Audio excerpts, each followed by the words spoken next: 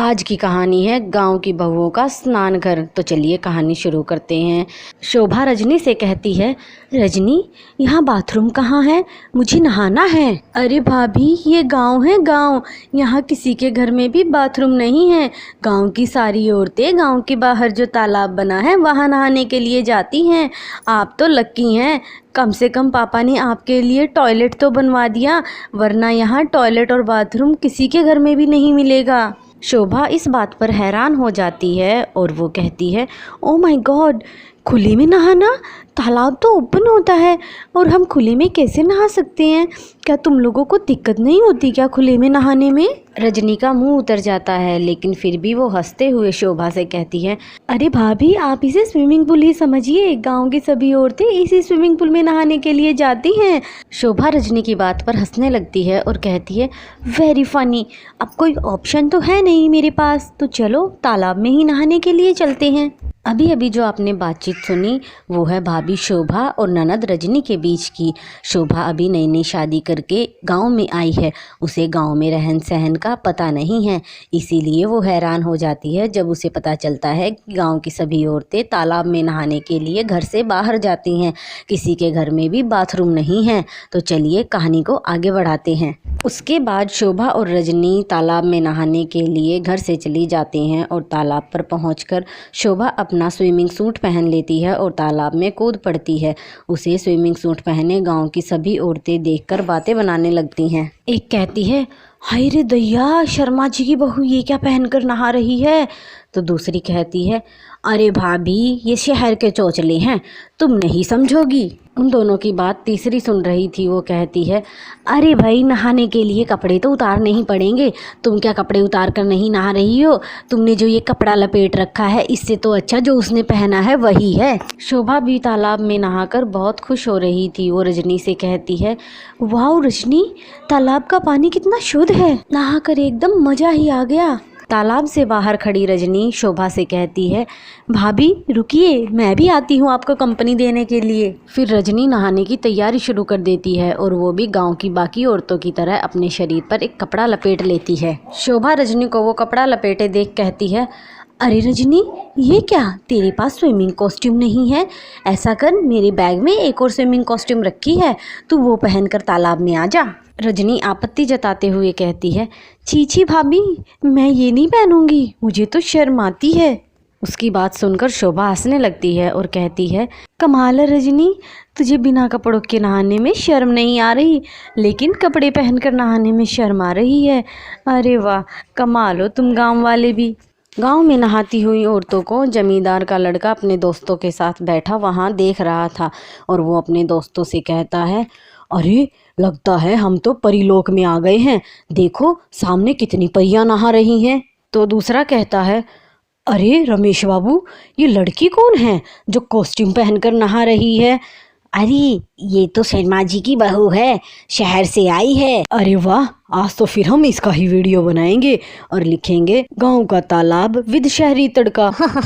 शोभा उन लड़कों को देखकर रजनी से पूछती है, रजनी वो लड़के कौन हैं, आवारा लग रहे हैं, मुझे लग रहा है कि वो हमारी वीडियो बना रहे हैं।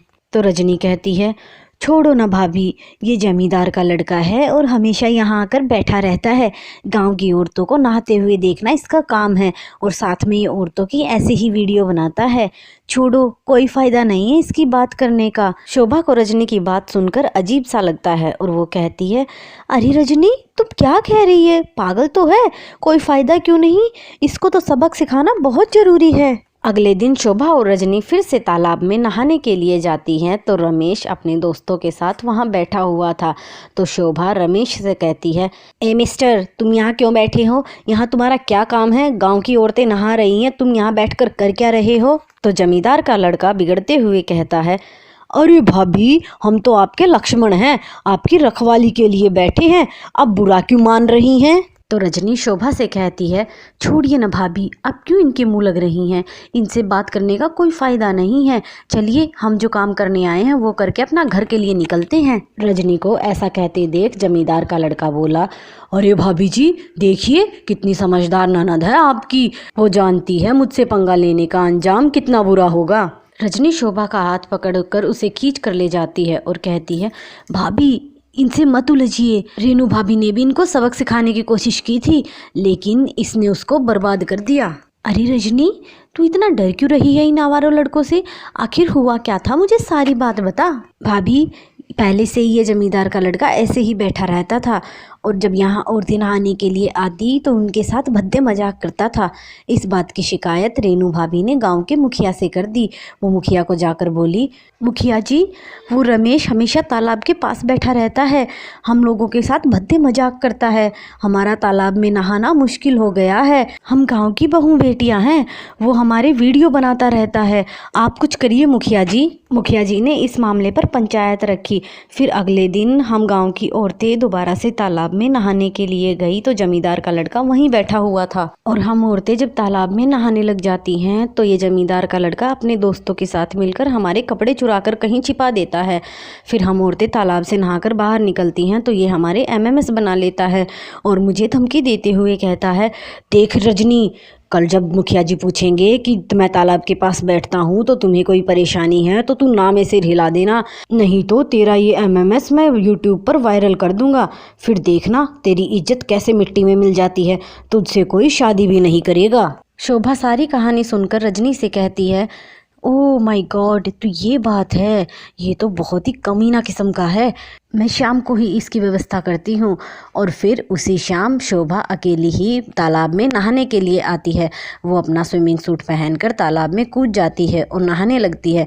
इतनी देर में ही जमींदार का लड़का वहाँ आ जाता है और शोभा से कहता है, अरे भाभी जी, आप तो शाम के टाइम नहाते हुए एकदम जल परी लग रही हैं, अगर आप बुरा ना माने तो मैं आपकी एक फ़ोटो ले सकता हूँ। इस पर रजनी कहती है, क्यों नहीं देवर जी, बिल्कुल ले सकते हैं, लेकिन फ़ोटो खींचने से पहले मेरी एक शर्त है और आपको माननी पड़ेगी। आप तालाब में मेरे साथ स्विमिंग करेंगे। ये जो स्विमिंग कॉस्ट्यूम रखी है ये पहनकर आपको यहाँ आना होगा तालाब के अंदर और फिर दोनों देवर भाभी मिलके स्विमिंग करते हैं। मुझे तो वैसे भी अब पहले दिन से ही बड़े अच्छे लगते हो। शोभा को ऐसे बात करते देख रमेश के मन में लड्डू फूटने लगते हैं, लेकिन फिर भी वो शोभा से कहता है, अरे भाभी जी, स्विमिंग कॉस्ट्यूम ये तो लड़कियाँ पहनती हैं, मैं कैसे पहन सकता हूँ? मुझे नहीं पता देवर जी, अगर आपको मेरी फ़ोटो खींचनी है और मेरे साथ स्विमिंग करनी है तो ये कॉस्ट्यूम पहनकर अंदर आना ही पड़ेगा। अगर नहीं पहननी तो बेशक आप जा सकते हैं। ओहो, कैसे जंजाल में फंसा दिया भाभी जी आपने, लेकिन आप भी क्या याद रखेंगी, मैं स्विमिंग कॉस्ट्यूम पहन लेता हूँ। और वो शोभा का स्विमिंग कॉस्ट्यूम उठाता है और उसे पहनकर तालाब में चला जाता है। उसके तालाब में जाते ही रजनी अपनी सहेलियों के साथ मिलकर उसके कपड़े चुराकर छिपा देती है और उसका वीडियो बनाने लगती है। तो रमेश ये देख लेता है और रजनी से कहता है, अरे ये क्या कर रही हो, वीडियो क्यों बना रही हो? मुझसे पंगा लेना बहुत महंगा पड़ेगा तुझे रजनी। तो रजनी कहती है, अरे भैया, आप तो इस कॉस्ट्यूम में बहुत जच रहे हो, लड़कियों के स्विमिंग सूट में आप इतने सुंदर लगोगे, हमें पता नहीं था, इसीलिए आपके फ़ोटो खींच रहे हैं और देखना अभी हम इसको वायरल भी कर देंगे।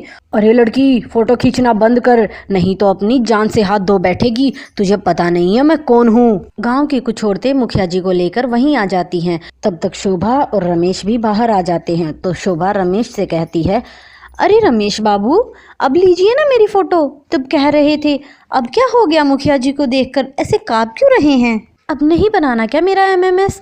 अरे रजनी, जरा जमींदार की बेटे की मदद तो कर MMS बनाने में। तो रजनी रमेश का फ़ोन उठाकर लाती है और उसमें बनी गांव की नहाती हुई औरतों के वीडियोस और फोटो मुखिया जी को दिखाती है। तो मुखिया जी गुस्से में तमतमाते हुए रमेश से कहते हैं, रमेश, तुझे शर्म आनी चाहिए, तू गांव की बहन बेटियों के ऐसे MMS बनाता है, अब तू ही बोल तुझे क्या सजा दी जाए।